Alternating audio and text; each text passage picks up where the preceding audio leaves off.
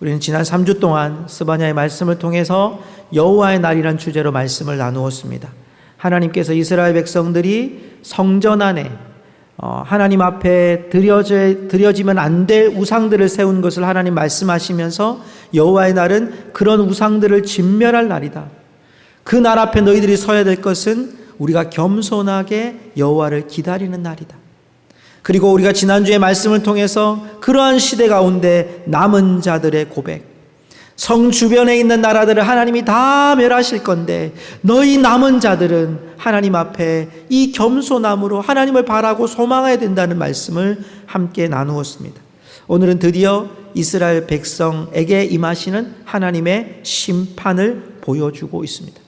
오늘 우리가 이 말씀을 함께 주목하면서 혼돈된 이 시대 앞에서 참 신앙으로 많이 위축당하고 있는 우리의 이 땅에서 우리 그리스도인들이 서야 될 모습을 함께 찾고 우리가 다짐하고 결단할 수 있는 오늘 이 시간 되기를 주님의 이름으로 축복합니다. 축복합니다. 자, 우리 함께 제가 지난주에 PPT로 좀 말씀을 드렸는데요. 오늘은 제가 앞부분을 좀 정리하면서 PPT로 보여드리고 뒷부분은 제가 설교로 말씀을 전하려고 합니다. 오늘 우리가 읽었던 성경에 읽은 본문들을 먼저 한번 좀 살펴보기 원하는데 오늘 1절부터 8절까지의 말씀에 보면 이 구절이 크게 세 가지로 나뉘어져요. 하나는 1절부터 4절까지의 모습은 이스라엘 백성이 심판받을 수밖에 없는 모습이 뭔가에 대한 패역한 이스라엘의 현 주소를 보여줘요. 그리고 5절과 6절은 하나님의 개입과 거부하는 이 백성들의 모습을 철저하게 보여주고요. 하나님께서 7절과 8절에서 심판하는 모습들을 이제 보여줍니다. 여러분께서 이런 큰 그림을 한번 보고요. 패역한 이스라엘의 백성의 현주소, 그리고 하나님의 개입, 하나님이 어떻게 이들을 심판하시는지를 우리가 한번 이 말씀을 통해 살펴보려고 합니다. 자, 먼저 우리가 1절의 말씀을 먼저 보면요. 하나님께서 유다의 이름을, 이 성읍의 이름을, 예루살렘의 이름을 이렇게 정하시고 있어요. 3장 1절을 한번 보십시오. 패역하고 더러운 곳, 포악한 그 성읍이 화 있을진저 이렇게 돼 있어요.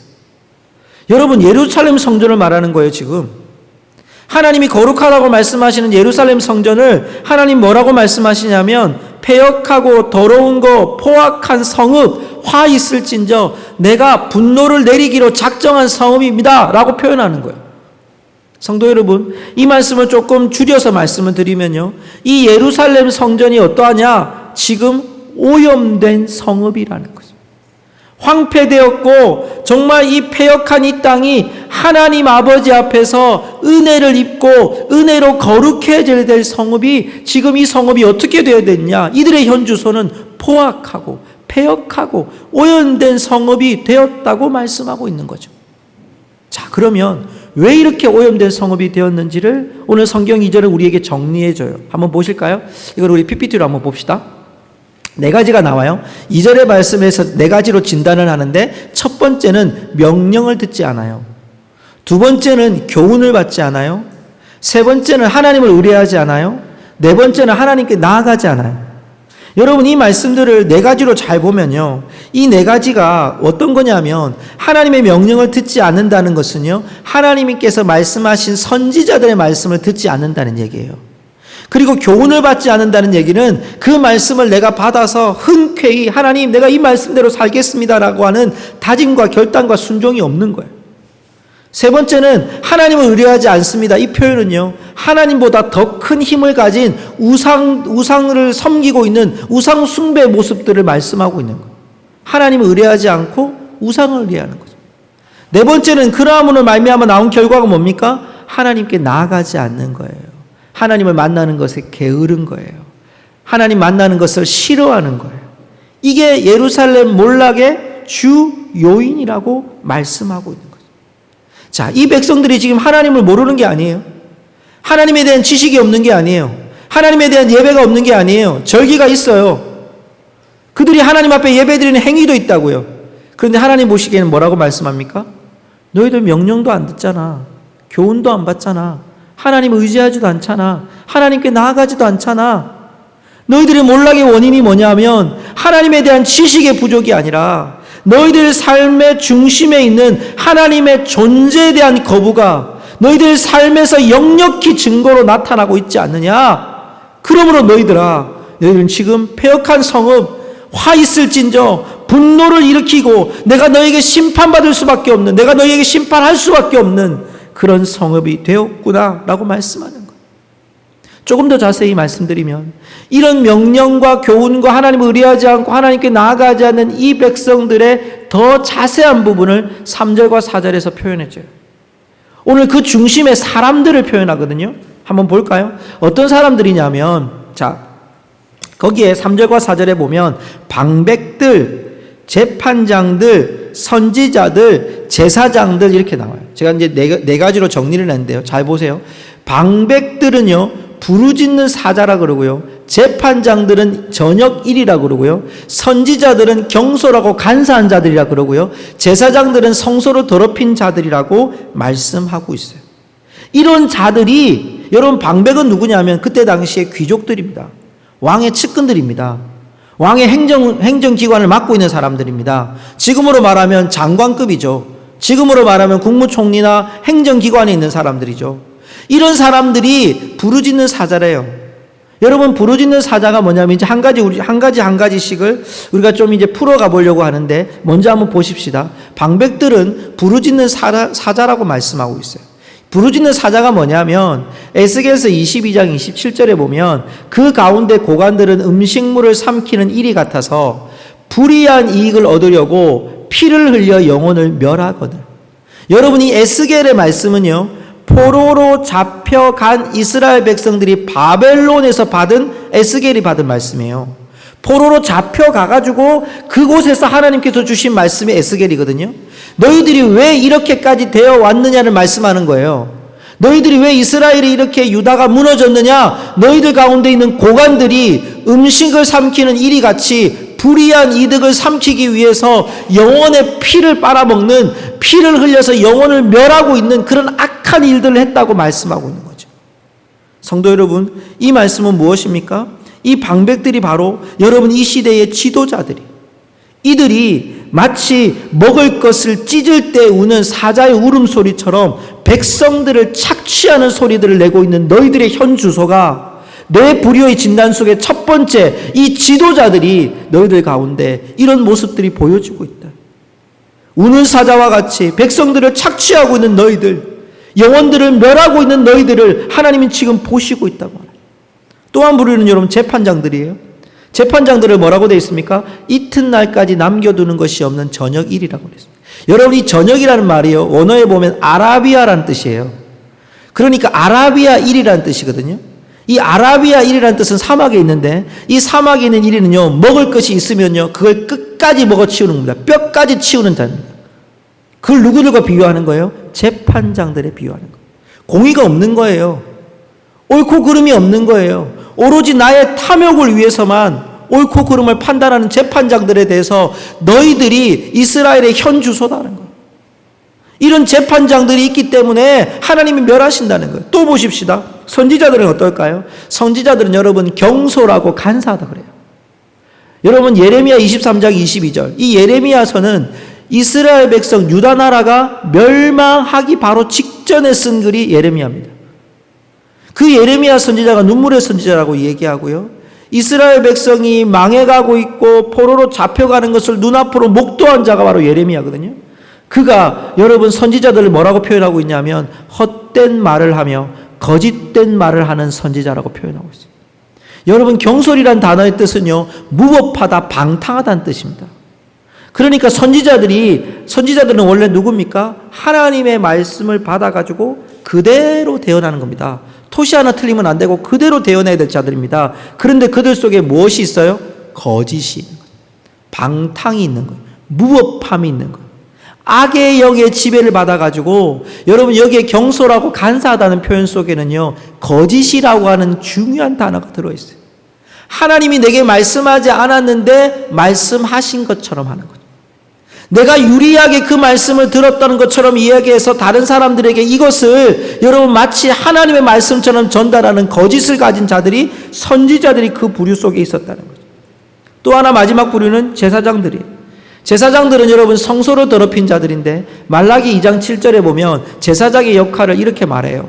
여러분 보실 수 있는 분들 한번 같이 읽어볼까요? 제사장의 입술은 시작. 제사장의 입술은 지식을 지켜야 하겠고 사람들은 그의 입에서 율법을 구하게 되어야 할 것이니.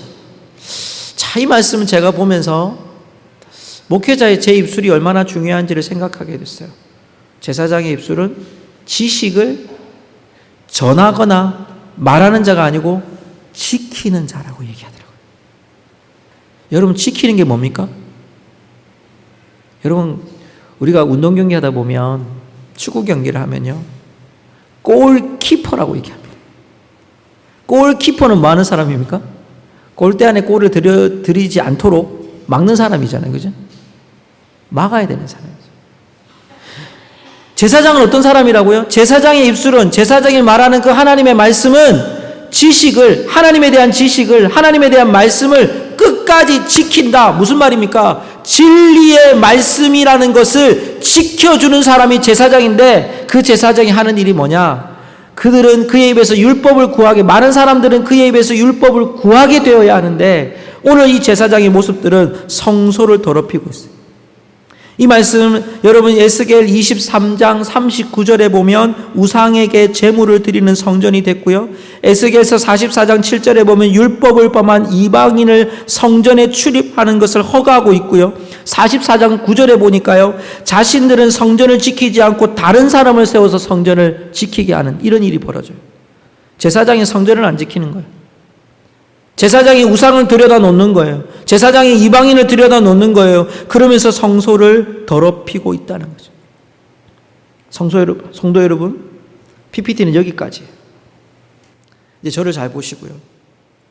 자, 우리가 지금 네 가지로 이 모습을 봤어요. 방백들, 재판장들, 선지자들, 제사장들. 이들이 지금 하나님이 이 백성들을 위해 세운 지도자들이고 행정가들이고 재판관들이고 또한 신앙의 여러분 지도자들로 하나님이 세우셨어요. 그런데 이들의 삶의 모습은 뭐였다는 겁니까? 하나님을 의지하고 있는 믿음이 아니라 그들 속에는 탐욕이 넘치고 있었다는 거죠. 그 탐욕으로 말미암아 그들의 눈앞에 하나님의 임하심보다도 눈에 보이는 욕망의 덩어리가 공정한 정의보다 부정한 물질이 사람들의 귀에 들리는 좋은 말들을 하면서 그들의 그런 배를 채우기 위한 삶을 하나님께서 지금 책망하고 있다는 거예요. 이러한 일들이 이 백성이 하나님 말씀 듣지 않고 하나님의 말씀에 귀 기울이지도 않고 하나님을 의뢰하지도 않고 하나님 가까이 가지도 않는 삶이 되었다고 하나님께서 그 현실을 우리에게 드러내주고 있는 현 주소가 어떠합니까?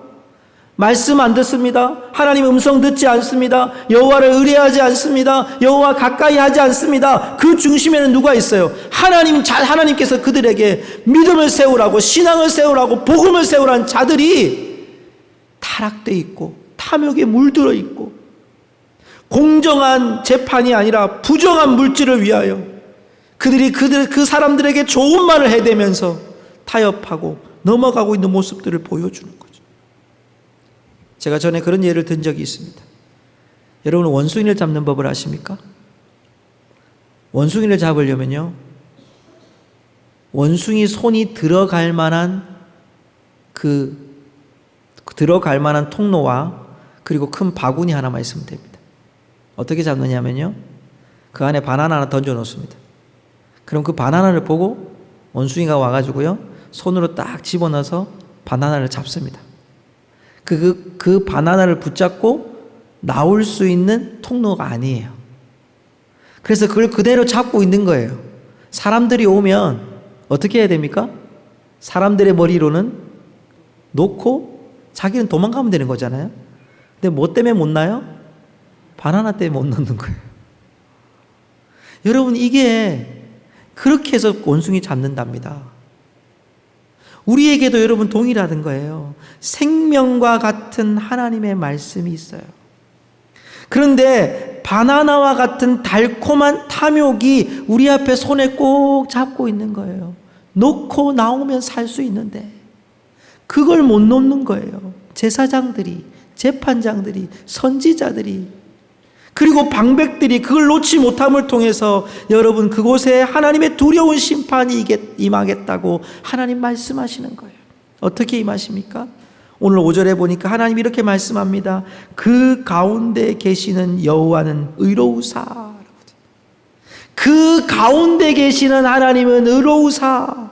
여러분이 그 가운데란 얘기는 뭡니까? 말씀을 듣지 않고 여호와를 의뢰하지 않고 하나님을 가까이 하지 않고 부정과 탐욕으로 물들어 있고 오염된 이 예루살렘 가운데 누가 계십니까?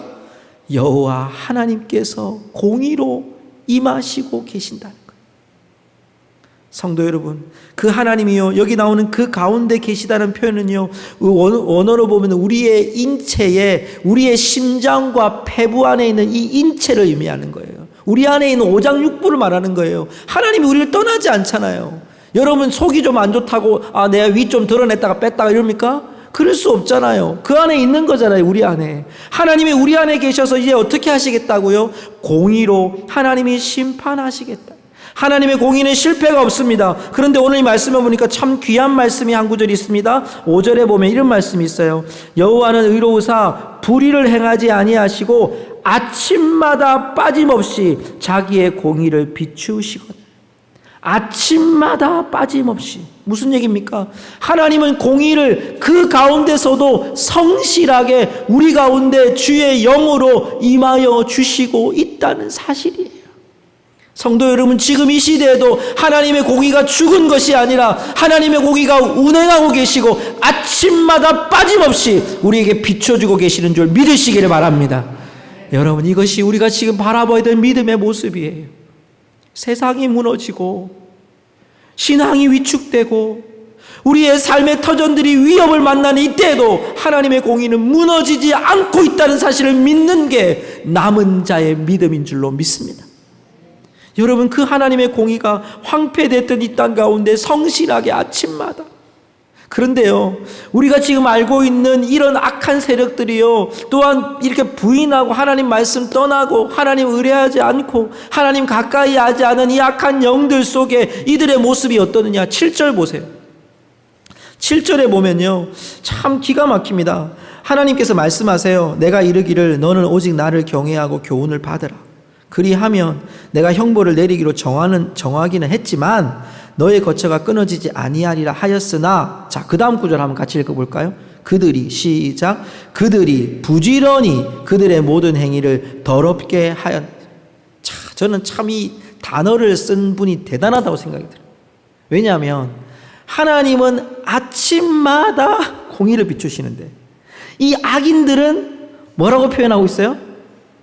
야, 진짜 기가 막히잖아요. 그들이 부지런히 그들의 모든 행위를 더럽게 하는. 지금 세상은 어떻다는 겁니까? 이게 공존해 있는 거예요. 부지런히 악한 일들을 행하고 있는 악한 영들이 부지런히 악을 행하고 있고, 하나님은 여러분 아침마다 공의를 비춰주는 거예요. 여러분, 우리가 그 중간에 지금 있는 거예요.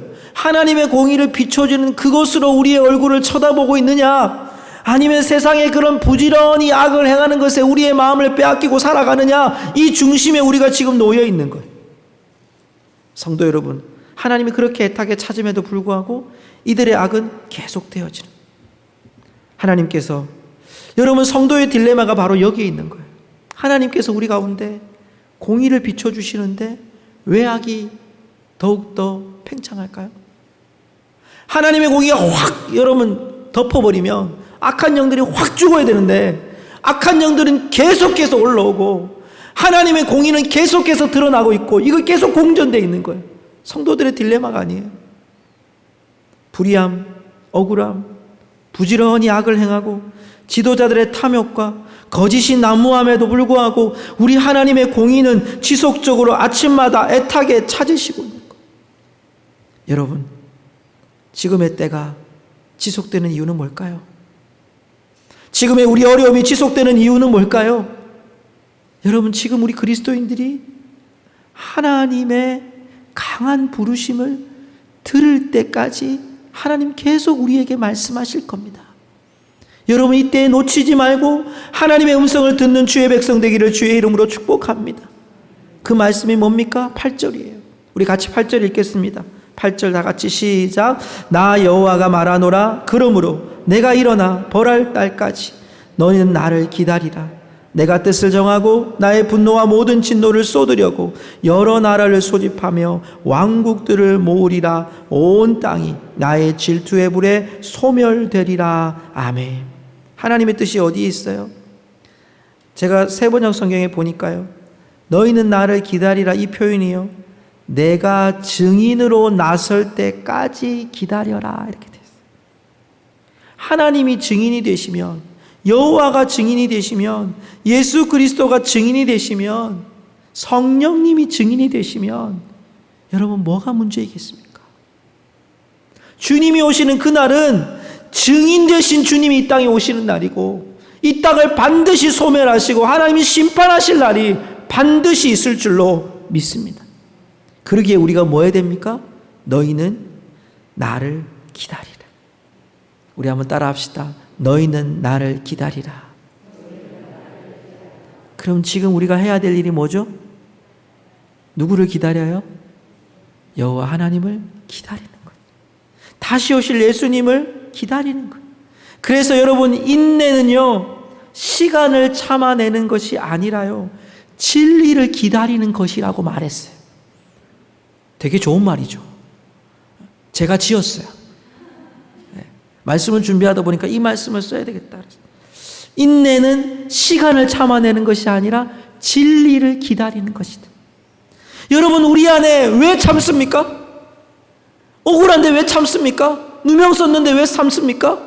나중에 좋은 일이 벌어지기 위해서? 그게 아니라 우리의 이 인내가 하나님의 진리가 드러나기 때문에 우리가 참아야 되고 우리가 기다려야 되는 거죠. 여호와의 날이 곧 와서 하나님이 금방 불러서 소멸하실 수 있지만 하나님은 왜 참으십니까? 택한 백성들의 하나님의 부르짖음과 택한 백성들이 주님 앞에 돌아와서 정말 세상의 소리가 아니라 하나님의 진리의 소리를 듣기를 원하시는 그 하나님의 음성이 있기 때문에 하나님은 오늘도 저와 여러분을 기다리고 계시는 줄로 믿습니다. 성도 여러분, 이때에 악함의 소리가 난무한 세상의 소리에 잠식되지 말기를 주님의 이름으로 축복합니다. 세상의 소리에 여러분의 귀가 잠식되지 마십시오. 하나님의 세미한 음성이 여러분 가운데 들려질 수 있도록 기다리고 또 기다리고 증인으로 또 기다리고, 하나님 아버지 앞에 우리가 어떤 삶의 여건이 된다 할지라도 하나님 아버지를 끝까지 기다려서, 오늘 저는 말씀에 2절의 말씀을 좀 뒤집어서 말씀을 드리고 마무리를 지으려고 그래요. 2절의 말씀에는 여러분, 원래는 그가 명령을 듣지 아니하며 그랬는데, 우리가 여호와의 말씀을 기다리는 자는 어떤 자입니까? 그가 명령을 듣지 아니하면이 아니라 그가 명령을 들으며 교훈을 받으며 여호와를 의뢰하며 하나님께 가까이 가는 자가 이 시대의 남은 자이고 이 시대에 인내하는 자인 줄 믿습니다. 이 한 주간 여러분 살아가는 동안 사회적 거리두기 때문에 여러 가지로 여러분이 불편한 삶을 살아갈지 모르지만, 불편한 그 삶이 우리 속에 잠식되어서 원망과 불평이 쏟아지는 것이 아니라, 하나님, 내가 이때도 기다리겠습니다. 하나님, 내가 이때도 기다리겠습니다. 하나님, 내가 지금 신앙으로 위협을 당하고 위축을 당하는 이때도 내가 하나님을 기다리는 마음으로 믿음을 지키겠습니다. 여러분, 그런 마음으로 우리의 삶의 터전을 믿음으로 물들여가고 신앙으로 회복해가고 진리를 기다리는 믿음으로 살아가는 우리 모든 성도들 되시기를 주님의 이름으로 축복합니다. 우리 시간 함께 다짐의 기도를 드리십시다.